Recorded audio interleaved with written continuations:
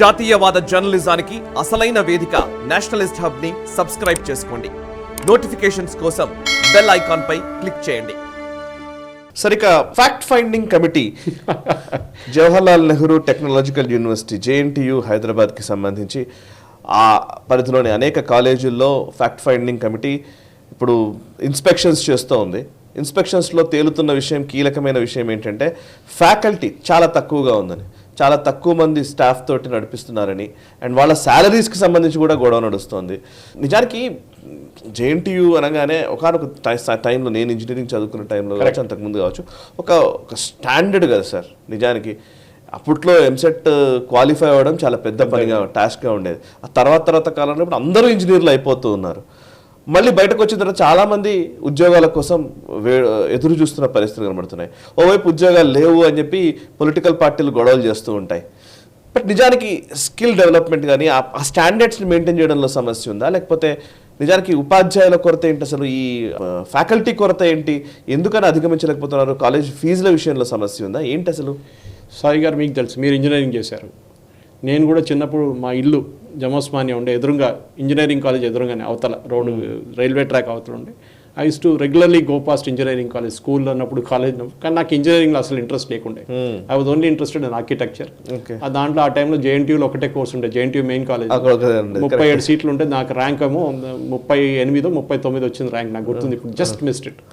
కానీ ఆ టైంలో ప్రైవేట్ కాలేజ్ లేకుండా నాకు ఈజీగా ఆర్కిటెక్చర్, నాకు ఒకటే interest, very good in drawing. In fact 10th క్లాస్లో నా సెకండ్ లాంగ్వేజ్ డ్రాయింగ్ ఉండే. ఎందుకంటే ఆ టైంలో సెంట్రల్ గవర్నమెంట్ ఎంప్లాయీస్కి వాళ్ళ పిల్లలకి సెకండ్ లాంగ్వేజ్ ఆప్షన్ ఇస్తుండే, డ్రాయింగ్ లేకుంటే స్పెషల్ ఇంగ్లీష్ అనే సబ్జెక్ట్. బికాజ్ వాళ్ళు ట్రాన్స్ఫర్స్ మీద వస్తారు, సో లాంగ్వేజ్ నేర్చుకోలేదు. ఇప్పుడు ఎక్కడి నుంచి వచ్చినప్పుడు తమిళనాడు నుంచి సడన్గా ట్రాన్స్ఫర్ అయ్యి ఆంధ్రాకి వచ్చినప్పుడు ఆ ఉమ్మడి ఇబ్బంది పడాలి, వాళ్ళు తెలుగు నేర్చుకోలేరు. So they are given the provision of writing. So నాది డ్రాయింగ్ ఉండే నాది. కానీ అప్పుడు కూడా నాకు చాలా ఐ టు రిగ్రెట్, రే నాకు ఇంత మంచి ర్యాంక్ వచ్చిన తర్వాత my father wanted me to be an architect. మా ఫాదర్ ఈ వాజ్ ఇంజనీర్, రైల్వేలో బ్రిడ్జ్ ఇంజనీర్ ఉన్నారు. ఆయనకు ఈ started as a draughtsman, డ్రాయింగ్లో he was very good. So నేను కూడా అదే దాని నుంచి పికప్ చేసుకున్నాను ఆయన డ్రాయింగ్ చూసి. బట్ ఇప్పుడు జరుగుతున్న పరిస్థితి ఏంటో సాయి గారు అంటే, JNTUలో as of I understand last, ఉస్మానియాలో చాలా తక్కువ కాలేజెస్ ఉన్నారు, అఫిలియేటెడ్ కాలేజెస్. JNTUలో ఎక్కువ ఉన్నారు. I find it very strange. ఎందుకు ఉస్మానియాలో JNTU కన్నా పాతది, కానీ ఉస్మానియాలో తక్కువ కాలేజెస్ ఉన్నారు, affiliated colleges. Maybe it's a strategy Osmania has. JNTU కింద 170 కాలేజీలు ఉన్నాయి సాయి గారు. ఇప్పుడు 85,000 సీట్స్ ఉన్నాయి. ఆలోచించండి, ఈ most of this colleges are own by politicians. మీరు ఎక్కడ చూడండి, ఇక్కడి నుంచి అక్కడ దాకా వెళ్తే మీకు తెలిసిపోతుంది. ఇక్కడ మల్లారెడ్డి అంటే అక్కడ తీగల కృష్ణారెడ్డి అంటాడు. మిగతా అన్ని ఇంజనీరింగ్ కాలేజెస్ ల్యాండ్ వీళ్ళ దగ్గర ఉండే. ఆ ల్యాండ్ పెట్టుకొని ఎందుకంటే రాజశేఖర రెడ్డి గారు వచ్చినప్పుడు ఒక ఫీ రియంబర్స్మెంట్ స్కీమ్ అని కూడా పెట్టారు. అవును, అంటే పేద ఉన్న పిల్లలకి చదువు, ఇంజనీరింగ్ వాళ్ళకి ఫీజు కట్టలేకపోతున్నాం, మేము ఈ ఫీజు ఇస్తామని చెప్పేసి. తర్వాత డైల్యూట్ అయిపోయింది, డబ్బులు లేదు. రాజశేఖర రెడ్డి గారు పోయారు, దాంతో ఎవడు పట్టించుకోలేదు. ఇప్పుడు జీతాలు ఇస్తలేరు, అది కూడా ఉంది ఆ ఫ్యాక్ట్ ఫైండింగ్ కమిషన్లో. జీతాలు ఇస్తలేరు రెగ్యులర్గా. వీళ్ళంటే 2 నెలల సంవత్సరాల జీతాలు ఇవ్వట్లేదు సాయి గారు. పెద్ద కాలేజ్, నేను పేరు తీసుకుంటే ఇక మళ్ళీ బాగుండదు. పెద్ద కాలేజెస్ జీతాలు ఇస్తలేరు, ఫ్యాకల్టీతోని డబుల్ పని చేపిస్తున్నారు. అంటే 2 ఫ్యాకల్టీ ఉన్నారంటే ఒకరిని పెట్టుకుంటున్నారు. అక్కడ పాస్ అయిన స్టూడెంట్స్ని ఫ్యాకల్టీగా అపాయింట్ చేస్తున్నారు. ఓకే, అంటే వాళ్ళ స్టాండర్డ్ ఏముంటుంది? As it is campus recruitment తగ్గి వస్తుంది. ఇప్పుడు ఈ ఇయర్ కూడా చూస్తాం, మనం కూడా టైమ్స్ ఆఫ్ ఇండియాలో రిపోర్ట్ ఉండే. This years even in IITs campus recruitment is down. ఆలోచించండి, IITల లెవెల్ ఉన్నప్పుడు ఇక్కడ ఎంత ఉంటుంది? ఒక టైం తర్వాత ఇండస్ట్రీ సాచురేట్ అయిపోతుంది. సాఫ్ట్వేర్ అని US వెళ్ళి మీరు సూపర్ మార్కెట్లో పనిచేస్తున్నారు, పెట్రోల్ బంక్లో పనిచేస్తున్నారు. వాళ్ళు చంపినప్పుడు అడుగుతున్నారు, అది వాడు సూపర్ మార్కెట్లో ఏం చేస్తున్నాడని.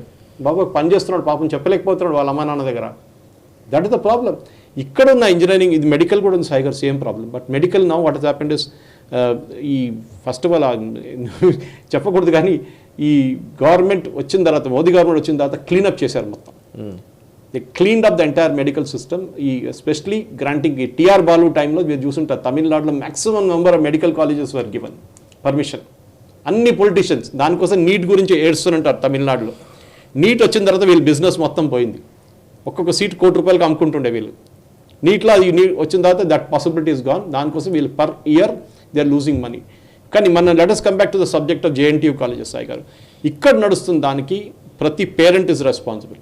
నేను వాళ్ళ ఇంజనీరింగ్ కాలేజ్ వాళ్ళు తప్పు, వాళ్ళ బిజినెస్ వాళ్ళకి ఇప్పుడు మోస్ట్ ఆఫ్ ద కాలేజ్లో సాయి గారు స్టూడెంట్స్ లేరు.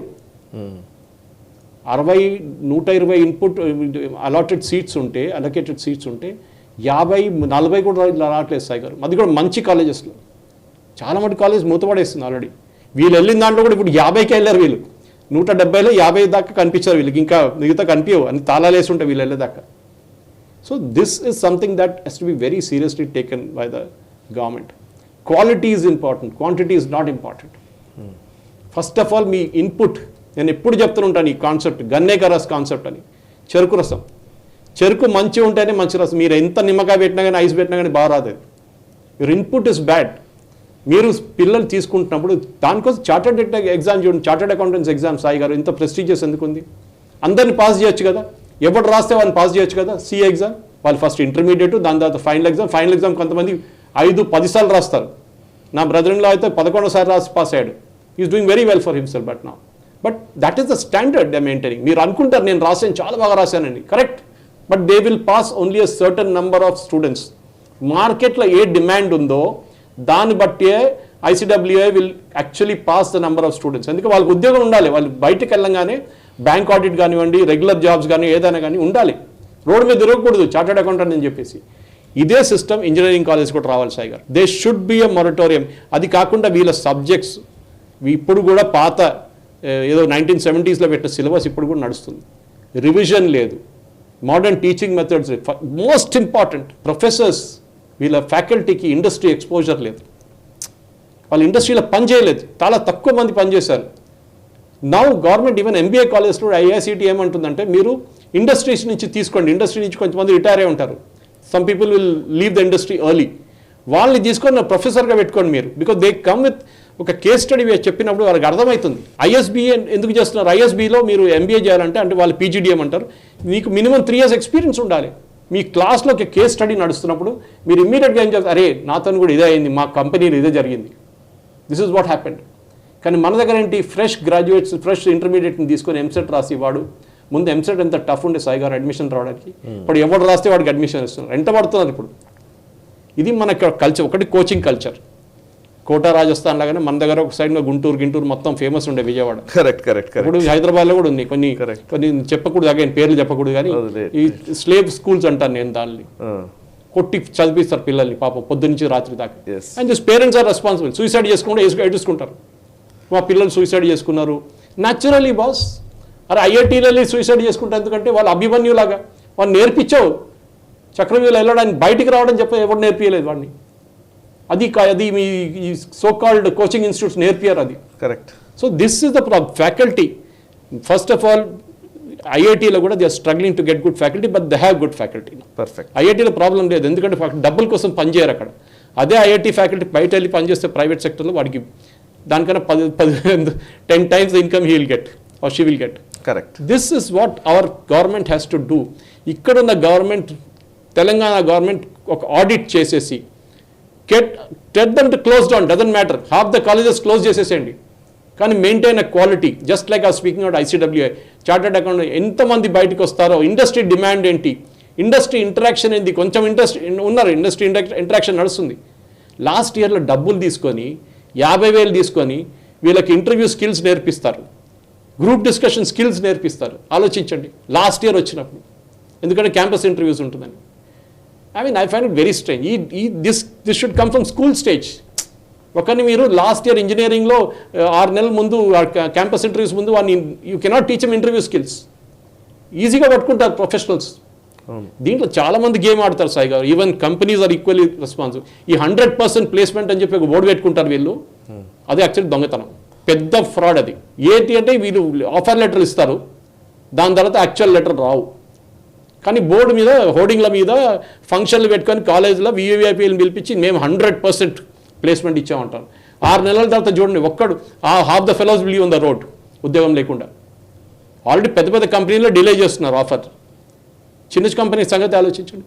ఈ 100% ప్లేస్మెంట్ అనేది even in MBA it is a fraud. You should look at ఆ అబ్బాయికి అమ్మాయికి కేపబిలిటీ ఉండాలి. Why is it that an IIT or an IIM guy get placed immediately? ఎందుకంటే వాళ్ళకి ఒక బ్రాండ్ ఉంది వాళ్ళ దగ్గర. They best of the best. ఇక్కడ బెస్ట్ ఆఫ్ ద బెస్ట్ కాదు, ఎవరు దొరికితే వాళ్ళు తీసుకుంటున్నారు ఇంజనీరింగ్ అనేది.